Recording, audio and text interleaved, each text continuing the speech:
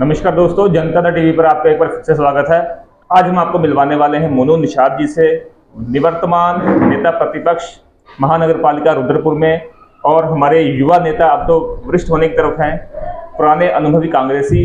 आज हम इनसे बात करने वाले हैं इनकी भावी योजनाओं के बारे में और ये क्या सोचते हैं, किस तरीके से महानगर पालिका का विकास किया जा सकता है। स्वागत है जनता दल टीवी पे। आपको कांग्रेस से जुड़े कितना टाइम हो गया है?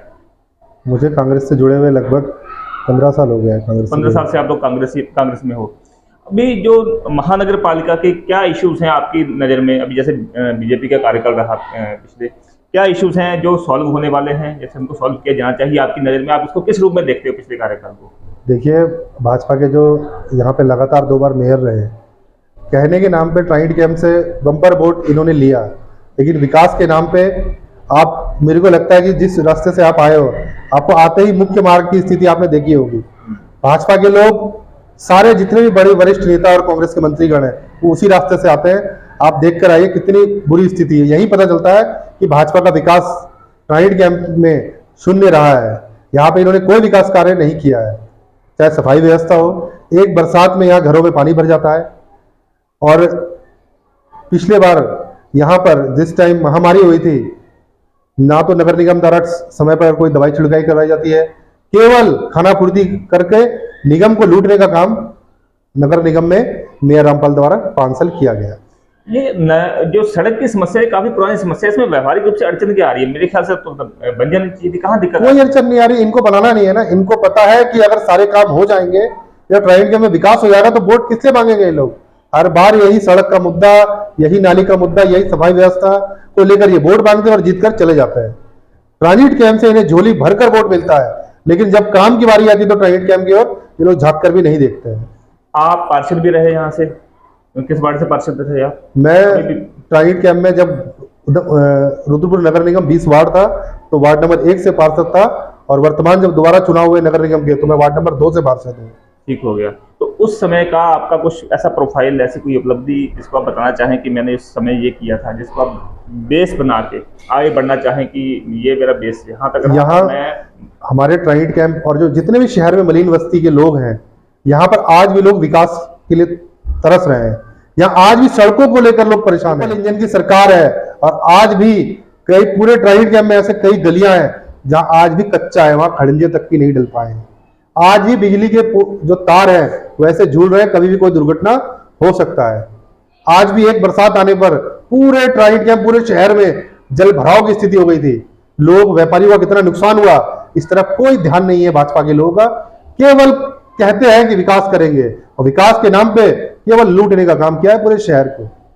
आपको अगर रिस्पॉन्सिबिलिटी मिलती है, जैसे कि हमारी बातचीत हो रही थी कि अगर महानगर पालिका के चेयरमैन पद के लिए आपके मन में क्या रोड मैप है? आप किन समस्याओं को प्रमुखता से हल करेंगे और किस तरीके से करेंगे आप? देखिए, अगर कांग्रेस मौका देती है, पार्टी मौका देती है और ट्राइड कैंप की जनता और ये पूरा शहर मौका देगा तो यहाँ पर एक रुद्रपुर को एक विकास मॉडल के रूप में पेश किया जाएगा। सबसे पहले जो समस्या है, नाली की व्यवस्था, सफाई व्यवस्था, सबसे पहले सफाई व्यवस्था पे ध्यान दिया जाएगा।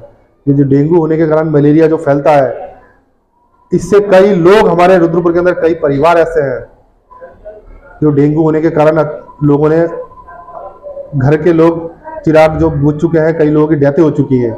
अगर यही सफाई व्यवस्था का ध्यान नगर निगम ढंग से देता तो डेंगू में जो महामारी हुई थी, कई लोगों की जाने गई, वो जाने नहीं जाती हमारे रुद्रपुर के अंदर। आप इन समस्याओं को एक अगर लिस्ट बनाएं तो आप किन समस्याओं को प्रमुखता से देखते हो कि ये प्रमुख समस्याएं हैं, मैं इनको प्रमुखता से हल करूंगा? जितने हमारे रुद्रपुर के अंदर पहले तो मलिन बस्ती जितने हैं, ट्राइड कैंप, ब्रह्मपुरा, भदईपुरा, यहाँ पर एक तो सफाई व्यवस्था चलाया जाएगा। जितने भी सड़कें अधूरी है, सबसे पहले हर वार्ड के अंदर जाके जिसकी सड़क, जहाँ सड़क नहीं पड़ी है, तो सारे सड़कों का तुरंत तत्काल भाव से काम कराया जाएगा। और जो मलिन बस्ती में यहाँ जो लोग रह रहे हैं, जैसे हमारा ट्रांजिट कैंप है, यहाँ पे हाउस टैक्स नहीं लगा रखा है। हम सबसे पहले अपने इस ट्रांजिट कैंप के अंदर हाउस टैक्स लगाएंगे और सबको हाउस टैक्स के रूप में मालिकाना हक देने का प्रयास करेंगे।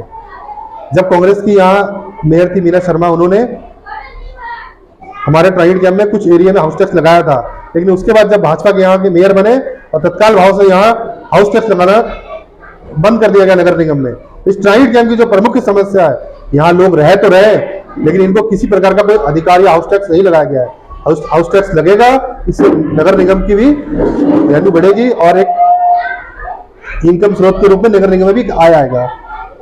अभी जैसे कि स्टेट में बीजेपी की गवर्नमेंट है, सेंटर में बीजेपी की गवर्नमेंट, हालांकि जून में रिजल्ट क्या निकलता है वो एक अलग बात है। स्टेट में बीजेपी गवर्नमेंट है, आप उसके साथ कैसे तालमेल बैठा के विकास के लिए फंड वगैरह अरेंज करोगे? आपके क्या आपका है सिनेरियो, क्या है रोड मैप, क्या है? देखिए, कैसे करोगे आप? विकास करने के लिए एक सोच होनी चाहिए, एक रोड मैप तैयार करना पड़ता है। अगर मौका मिलेगा उस सोच के साथ आगे बढ़ेंगे और विकास की पूरी इस शहर के अंदर एक अलग ही अध्याय लिखा जाएगा और काम करके दिखाया जाएगा कि किस तरीके से नगर निगम में काम होता है। मनोज निषाद जी, हम आपके उज्जवल भविष्य की कामना करते हैं कि पार्टी आपको एक मौका दे, जिम्मेदारी दे, ऐसी हम आशा करते हैं। और आप जो कह रहे हैं उसके ऊपर खरे उतरें और शुभकामनाओं के सहित आज का इंटरव्यू हम यहाँ समाप्त करते हैं। फिर आपसे मुलाकात।